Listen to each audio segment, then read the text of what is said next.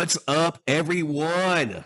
Welcome back to my channel. Today, we are discussing why Kansas City's Northland is the absolute number one thing for home buyers to be considering right now, and is an absolute hidden gem.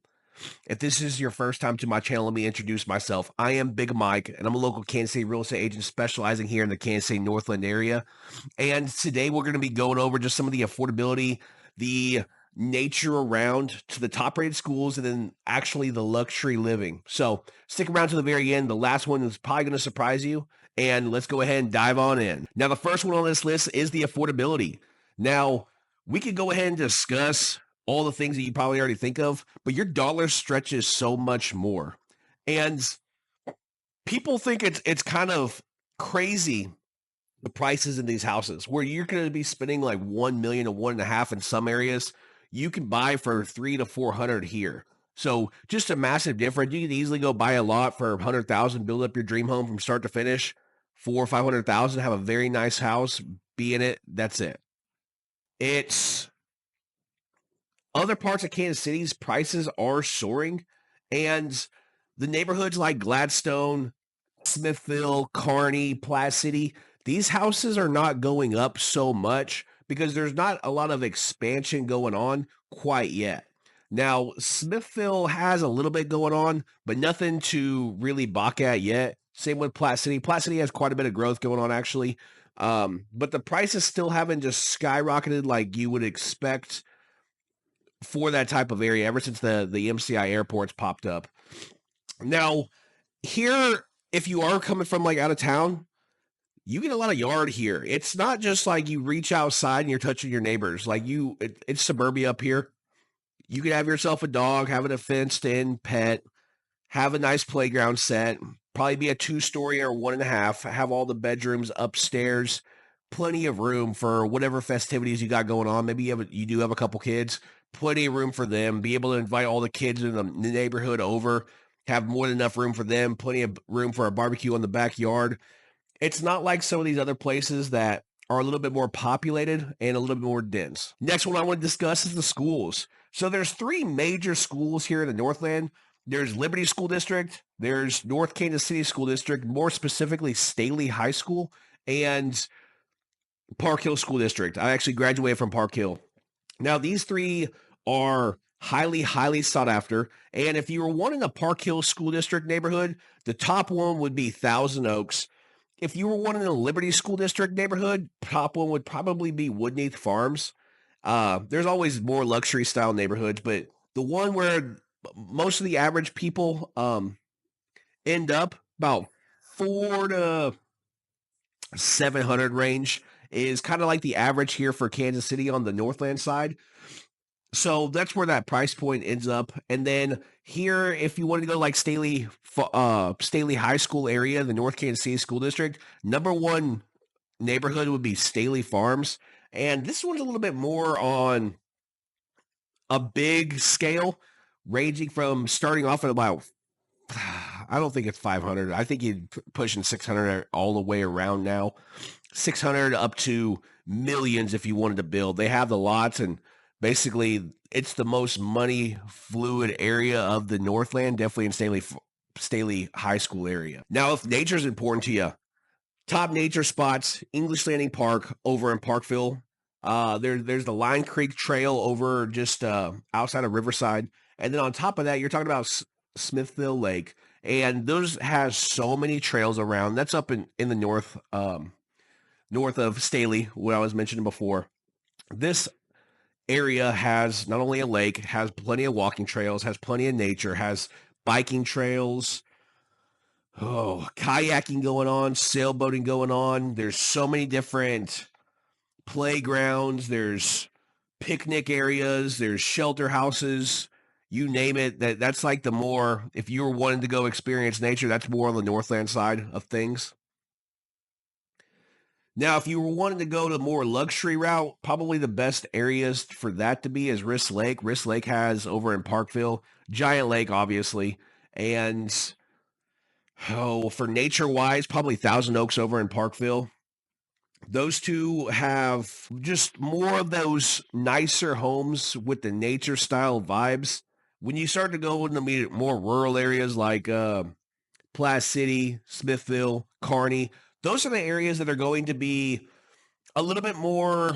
A little bit more when you get up to the price points of these other ones, you're probably coming with some land. The neighborhoods up there haven't quite gotten to what the Northland, the southern part of the Northland, has to offer. Now, speaking of the downtown, so here in the Northland, you could go all the way from 10 minutes. You're probably looking at Briarcliff, Palisades, Riverside, north side of Kansas City, North Kansas City, for example. These areas are probably about 10 minutes to get to the core of downtown Kansas City. When you start talking about Platte City, Smithville, Kearney, you're probably looking at that 25 to 35-minute range. And then Liberty, north side of Kansas City, Staley Farms area, and then Parkville area, you're probably looking about 20, 25 minutes to get to the center of Kansas City. So it's not a far hike whatsoever. But there is one thing you need to keep in track of is the traffic from these areas are a little bit more than on the average time frames. Rush hour here is probably about 7:30 to 9:30 every single day, and rush hour in the evening is about 4 to 6-ish to give you perspective. Now, why a lot of people are moving to the Northland, these neighborhoods, Thousand Oaks, Woodneath Farms, Greyhawk at the lake up in Smithville, Seven Bridges in Parkville. Kearney really doesn't have one too much. Thousand Oaks over in Parkville, Wrist Lake in Parkville. These neighborhoods have a very strong knit community. They have their own Facebook groups. They have their own kids that are playing with. They have their own like little watch parties going on. There's just so many things going on. Like everyone's basically just hustling through life. Like you want to be connected with people that are doing the same things as you. So these neighborhoods really cater to that with not only all the kids, but the way people talk, the way people walk. Everyone's basically the same. Not as a bad thing. It's just nobody really thinks they're higher than thou. So it's just a blue collar style of neighborhoods. I would say have that blue collar vibe at least. A couple things to kind of keep a track of with these tight knit communities. Just a couple events that the Jesse James Festival over in Kearney and Parkville Days over in Parkville. Just two of the mega events that are going on. Parkville always has different events going on. Same with Kearney. Most of these places have a giant fireworks show that go on. You just have to look them up. There's so many different events that are constantly happening, and then their football teams. A lot of the teams that the city comes and supports on a Friday night. Now, if you are like a first-time home buyer, there's so many different options for you, but there's so many different specific neighborhoods that I couldn't go over in a single video up here in the Northland. So Northland, it really does have so many options. Let's say if you're a worker, a remote worker, maybe you're a single guy like me, maybe you're a single female, maybe you are just running solo for a while, whatever the case may be. Maybe you just have a couple kids. There are so many different neighborhoods ranging from 250, 300. I have a client right now looking at $250,000 range, and we are not having any issues finding a house. We're just looking for him. Like, where does he want to call up shop?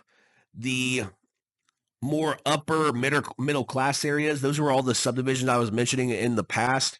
Those neighborhoods are very liquid areas. If you wanted just to buy and be able to sell, you could be able to do it very easily and never going to be an issue. So it's a very liquid area up here. The more unique the house, the harder it is. And let's say you do have a little bit more funds than you. So the top neighborhoods in the area, I would say is probably the National over in Parkville. Those houses start off with probably about 800,000 range, ranging all the way up to 3-4 million.